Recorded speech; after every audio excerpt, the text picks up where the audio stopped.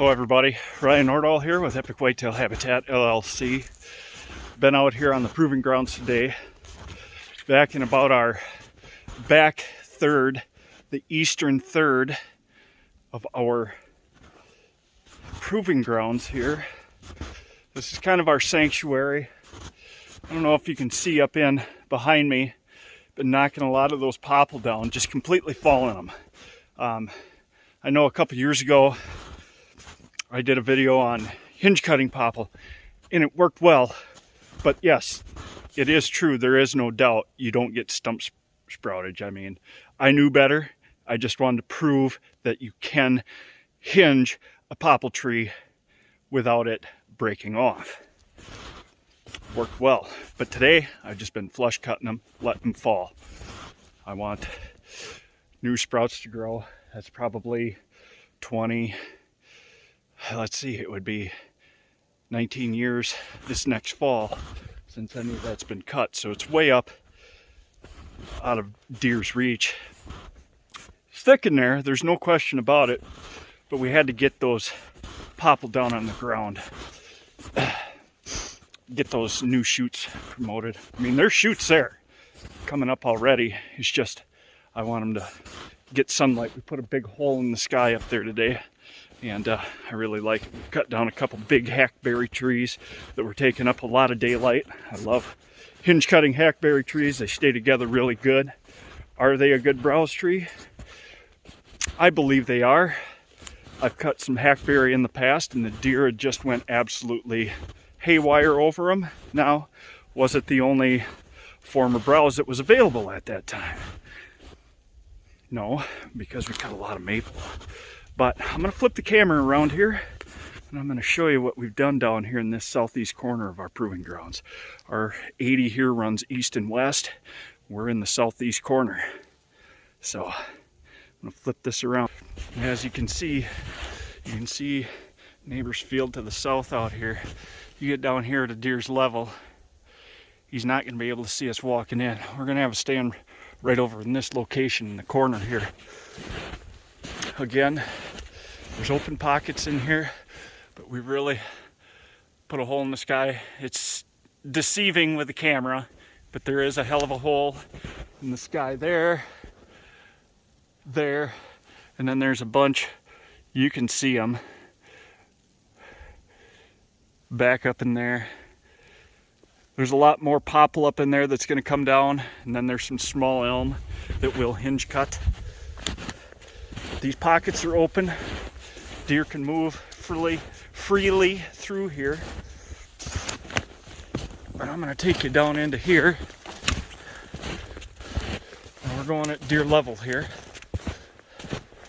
This is going to be kind of our sneak. You can see the little rub on that tree there already. They have already wanted to come through here. We've got to clean this up. I'm going to ribbon it off here shortly, just so I know if I don't get back in here until summertime, then I know where to go so I can clean this up. Got a little bit of chainsaw work to do in here to clean this up. Yeah, it happens. That's why it's so dangerous. Barber chairing when you're hinge cutting maples. Today just wasn't a great day to be hinge cutting to gain maximum attachment on these trees. We tried, but it's all we can do, and just didn't happen for a lot of these silver maple in here, which is fine. It's gonna happen. You're not gonna save every tree, but we did get browse on the ground here. I mean, these deer are going to go absolutely nuts over these maple buds and stuff. So I'm going to flip it back around. This is the anticipated travel corridor running north and south. Again, deer are going out to this field anyway. We kind of plugged this hole up a little bit, fell some maple in there, dropped some, we hinged over some smaller ones. I don't expect a lot down here because it's such a close canopy with these big white oak, but there's a lot of big white oak in here. You can see that. I would love to be there, but that's on the neighbors. We're going to be back in this deadfall here. That tree is right there. We've got that tree marked right there. Using that deadfall to kind of blend into everything.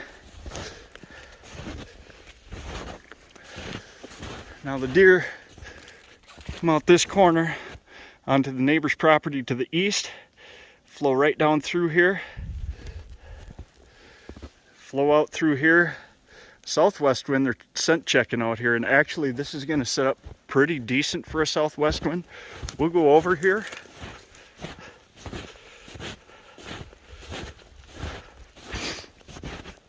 You can come right down our fence line, and you can see the flag in there on that black oak. And there's going to be plenty of cover. I'll have a shot right here. I'm going to have to clean up this stump here a little bit. Or this log. I want to be able to... Deer don't want to pick up their feet if they don't have to. Neither do I. I'm lazy. So is an old buck. So I'll clean this up when the snow isn't here. I'm wore out. I've had enough for today. I just wanted to share this with you. So, but again, that'll be our stand. We'll get up. I don't think we've got to get very high. We can get, let's see, point to the right tree, Ryan. Right in there. I think we can get right there. That dead trunk of that tree, that'll help kind of blend us into everything for deer coming off the neighbors out of here. But we can sneak right up in here, get right up in the stand. I think we'll have a ladder stand that's going to be just right in there. But you got all that cover around you. I mean, with green foliage on, we could get in here early season, because I do believe the farmer who rents this, who is a really good friend of mine, I believe this is going to be corn next year. It could be soybeans again, but either way, it's going to be a slam dunk. And that's going to be a stand. If my neighbor to the south of here is watching this, there's the stand location. It's going to set up really well. Anyway, I think even right in here, because you got this travel corridor through here, and then this corridor that comes out of the hinge cuts. I think right here, if I had a mock scrape, I'd have about, let's see, the tree is right there. I'd have about a 25-yard shot. Now I'm going to have to clean out a lot of that with a pole saw and stuff this spring, summer, to get a shot in here, but it's a shot that's not possible. I want my mock scrape right here where this trail comes out, and then this corridor comes down through and past as well. A great spot for a mock scrape. But anyway, I just wanted to share that with you. If you think I'm nuts, I don't care. I'm going to try it, see what happens. That's all I can do. Never got down in here. I don't think I've hunted down in this corner since 2020. Again, this is kind of our sanctuary. There was just, the conditions were never right the last couple of years to get down into here. So again, it's a sanctuary, and I want to have a stand on the edge. It's kind of hard to get to, but yet it's not that difficult to get to either. But we've got a lot of good screening around here. This is going to be really super thick early in the season, so I should be able to get in here pretty good. Mid-season, come to rut, end of October through the mid-November. Mornings would be tough. A guy would probably have to come in here after daylight and still hunt into this area. Down here with the swirling wind off the ridge, you got the ridge here that runs east and west, and the further you get up in, the more wind swirl you can get on a northwest wind. But I think down here where that stand location is going to be, I think we're far enough away from the ridge, we're not going to get that wind swirl too bad. Again, I've hunted down in here before, and that always seems to be the case. It is a major bedding area back. It is a major bedding area back to the east of the stand location in that tree again. But that bowl and ridge system, there's some knolls in there. Bucks really love to bed over there on the neighbors, which is fine. Nobody hunts that, which is great. Makes it a great sanctuary. But if the landowner's watching this, perhaps her nephews, take note of that and maybe hunt that this year. But that's the way it is. I think this is going to be a slam dunk little setup. With the hinge cutting in here, it's going to block my movement, screen my movement coming in here. So can't wait to try it out at least and see if it works or not. Maybe get a sit or two, one early season, 1 or 2 sits during the rut. Late season, it would just happen. It would have to depend on what's going on out here. I think I've opened up the canopy enough to where next year, perhaps this spring, but I think I'm maxed out on my tree orders and stuff for other places on the proving grounds here and on my brother's farm. I think my order is kind of complete there, but I think next year we can come in here, start popping in some white spruce that'll tolerate any shade. We can get them into these tops in kind of a natural cage. You know, you could go right in here, say, you know, a clump of 3 or 4 spruce in here, whatever. Hybrid willow. You could go hybrid willow in here too, dappered willow, just to get some browse. In here. Different browse, variety.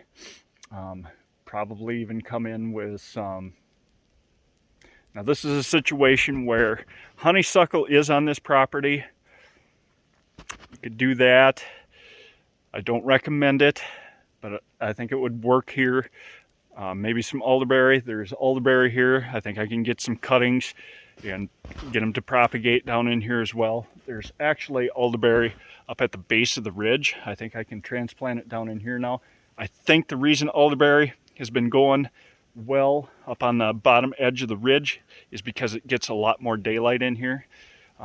But now that we've opened up the canopy up above here, I think we can get more of it to propagate down in this area. So hey, you live and you learn. I'm still learning. I don't know it all, and I'll be the first to admit that. I learn from clients. I learn by trial and error myself, and you know, you never fail.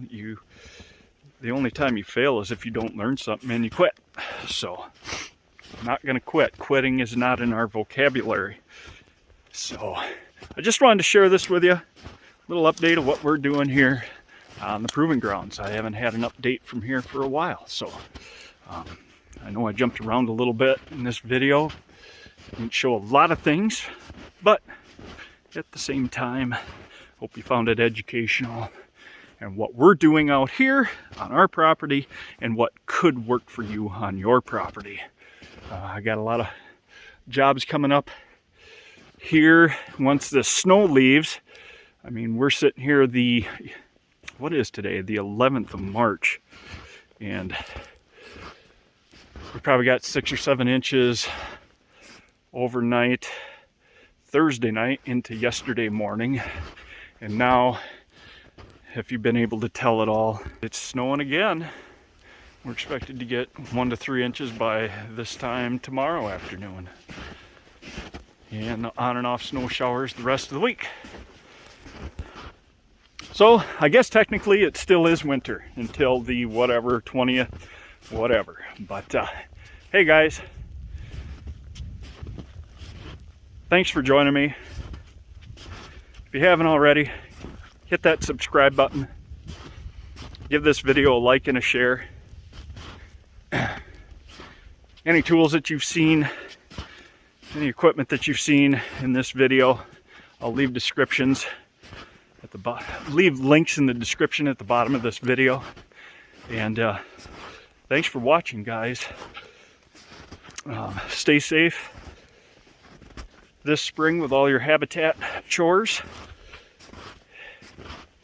Keep living the dream, guys. God bless you all. Thank you.